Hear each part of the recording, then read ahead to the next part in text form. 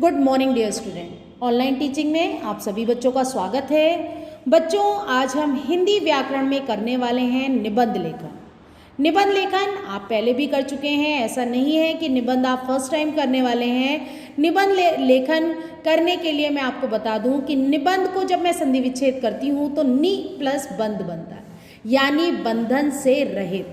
बंधन से रहित होने के बाद भी इसकी जो भाव होते हैं, इसकी जो अगर मैं बात करूं जो रचना के जो भाव या उसके जो विचार होते हैं वो भली प्रकार से गुथे हुए होते हैं। ठीक है, रचना के अंतर्गत अगर मैं बात करूं तो सृजनात्मकता, भावनात्मकता और जो वर्णन हम इसका करते हैं उसका पूर्ण समावेश होना चाहिए।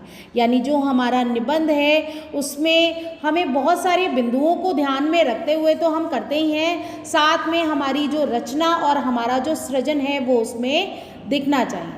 जो वैचारिक, भावनात्मक, वर्णनात्मक सभी प्रकार के निबंध लिखने का अभ्यास हमें करते रहना चाहिए।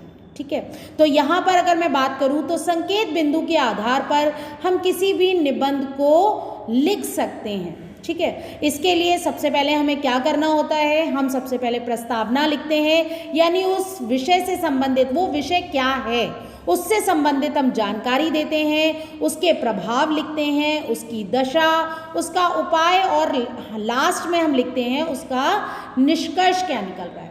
अगर मैं निबंध की बात करूं तो निबंध जो हैं वो मुख्यतः 3 प्रकार के होते हैं, वर्णनात्मक, विवरणात्मक और भावनात्मक। यानी ये 3 निबंध हमें देखने को मिलते हैं, जिसमें किन किन चीज़ों को शामिल किया जाता है। तो सबसे पहले आपसे मैं बात करने वाली हूँ वर्णनात्मक प्रकार के जो निबंध होते हैं, यानी इस जो एक प्रकार है उसमें किस किस को डाला जाता है। तो इसमें किसी भी यात्रा, अगर मैं बात करूं किसी भी यात्रा का, किसी भी मेले का, किसी भी त्योहार का या किसी भी घटना का, क्योंकि इसके नाम से ही बच्चों आपको पता लग रहा है कि वर्णनात्मक। ठीक है, यानी हम किसी चीज़ का वर्णन करने वाले हैं। ठीक है, तो हम किस चीज़ का वर्णन करेंगे, हम किसी मेले का वर्णन कर सकते हैं, हम किसी यात्रा का वर्णन कर सकते हैं, जिसे हमें कहना चाहिए आंखों देखा हाल। ठीक है, किसी त्योहार का कर सकते हैं या किसी घटना का भी वर्णन हम कर सकते हैं।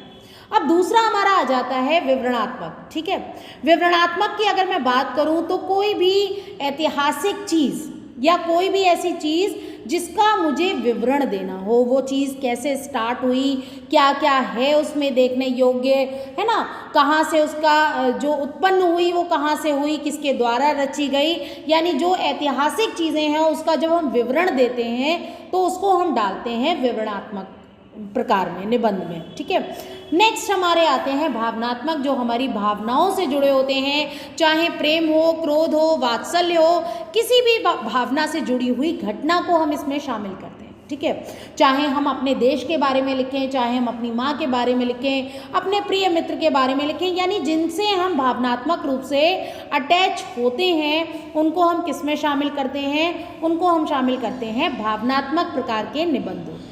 अब हम जान लेते हैं कि निबंध लिखने के लिए बहुत इंपॉर्टेंट पॉइंट है, बहुत ध्यान से आप इसको समझिएगा कि आप लोग क्या करते हो, कोई भी पैराग्राफ कुछ भी आया वो समझ में उसमें लिखना स्टार्ट कर दिया, लेकिन आपके जो ध्यान देने वाली बातें हैं वो हमें अपने विचारों को क्रमबद्ध रूप से लिखना चाहिए, भाषा सरल और रोचक होनी चाहिए, छोटे छोटे वाक्य लिखने चाहिए, है ना, संक्षिप्त होना चाहिए, अनावश्यक बातें हमें इसमें नहीं डालनी है। ठीक है, व्याकरण के नियमों जैसे कि विराम आदि चिन्हों का भी हमें पूर्ण ध्यान रखना चाहिए। आप लोग क्या करते हो, कहीं पे भी कॉमा लगा दिया, कहीं पे भी आपने पूर्ण विराम लगा दिया, कहीं पर भी विस्मय आदि बोधक चिन्ह लगा दिया, है ना, तो इन सब चीज़ों का हमें पूर्ण ध्यान रखना चाहिए और कोशिश करिए कि आप उसको एक अनुच्छेद यानी पैराग्राफ में, यानी पैराग्राफ चेंज कर करके आप निबंध को लिखें।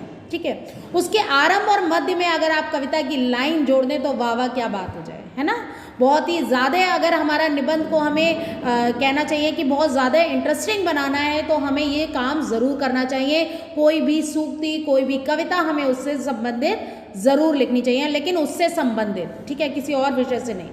निबंध की जो शब्द सीमा है उसका हमेशा ध्यान रखें। फालतू की बातें या व्यर्थ की चीज़ें हमें बिल्कुल निबंध में नहीं लिखनी चाहिए और उससे बचना भी चाहिए।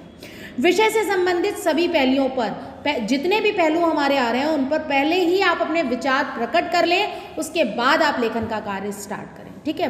और सभी अनुच्छेद, आपको मैं पैराग्राफ की जो बात कर रही हूँ ना, अनुच्छेद और जो निबंध है उनमें डिफरेंस होता है। हम निबंध में कई अनुच्छेद लिखते हैं, जिसमें मैंने आपको बताया कि सबसे पहले हम प्रस्तावना लिखेंगे, फिर प्रभाव लिखेंगे, फिर दशा लिखेंगे, फिर उपाय लिखेंगे, फिर निष्कर्ष लिखेंगे। ये सारे हमारे अनुच्छेद यानी पैराग्राफ में होंगे। तो ये हमें एक दूसरे से जुड़े हुए होने चाहिए, ये नहीं कि प्रस्तावना किसी और की है और निष्कर्ष किसी और का है, ठीक है। तो इन सभी पहलुओं को हमें ध्यान में रखकर ही अपने निबंध लेखन का कार्य करना चाहिए।